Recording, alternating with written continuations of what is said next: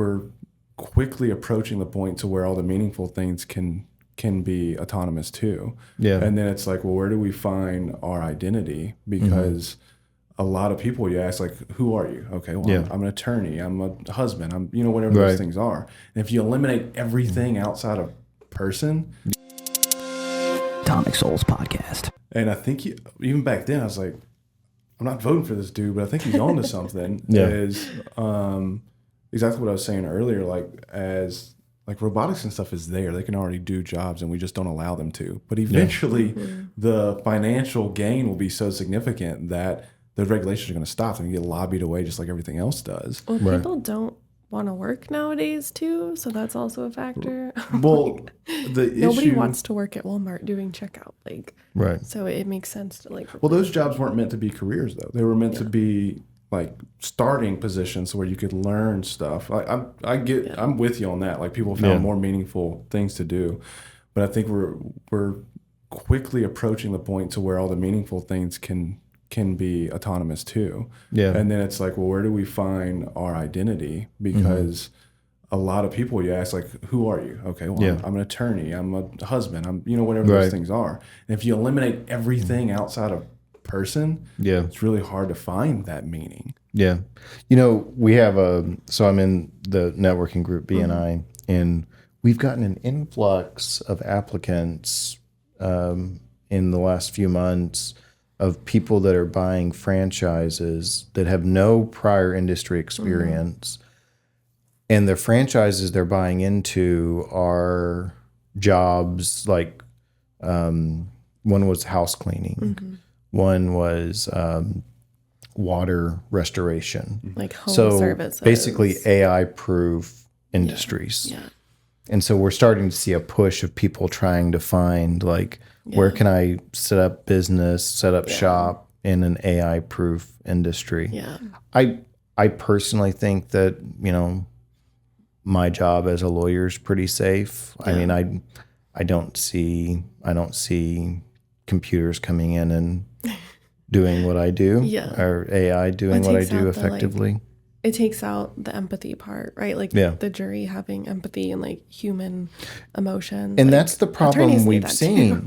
So I was licensed in 2008. So I didn't practice at a time prior to insurance companies relying on, but we always called them algorithms. But I think a lot of times AI algorithms, it's a computer model making decisions, right? And so for decades, insurance companies have been using computer models to evaluate claims and tell the adjuster, okay, this case has a value between this and this. Yeah. And there's all these data points that it looks at. It looks at, the thing about medical records is they're very standardized. We have standardized diagnostic codes. Yeah. And so it can literally take millions, billions of data points of, okay, we've had 100 cases in Travis County go to a jury trial with this diagnostic code, and this is what the jury came back with. Wow. And so they can put all these data points in, and the computer spits out a value. So that when you said taking out the empathy, that's exactly what that model was doing. And so I've been fighting that for a very long time.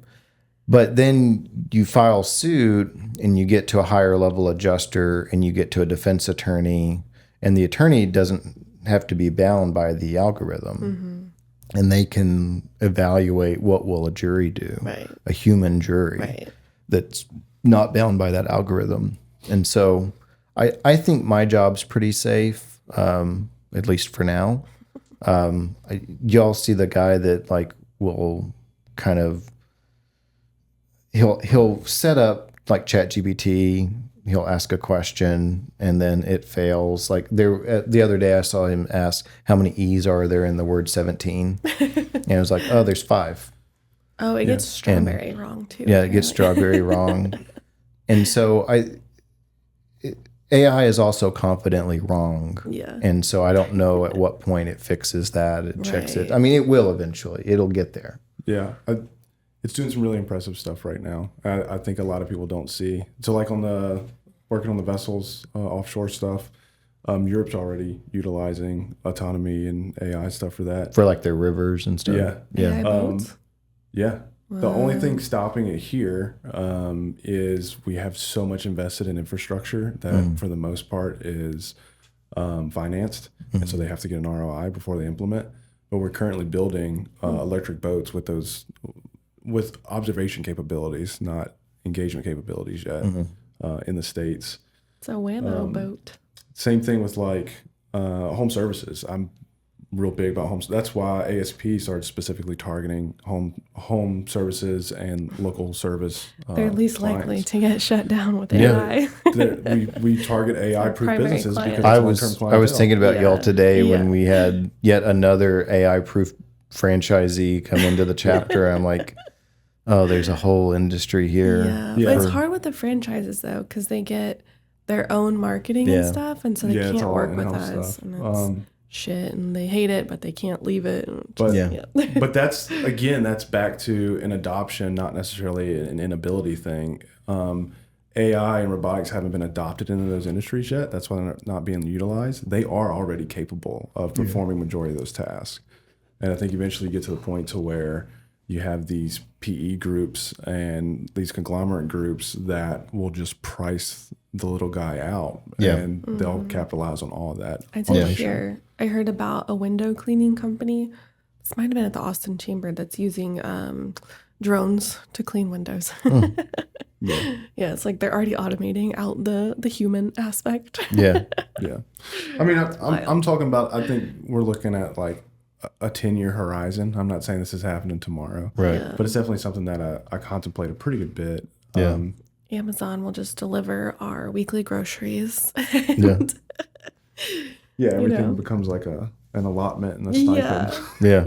Your rations. Which, again, I'm not necessarily saying it's a bad thing. I was talking to another buddy about it, and he said, well, what do you think life looks like? I said, for us, miserable, because we grew up with capitalism. I said, but the next generation that comes up, they're going to love it because they never knew anything else. I think that is, as like a mental health therapist, the concern is you and somebody else we had on here who is also very like creative minded, Ryan.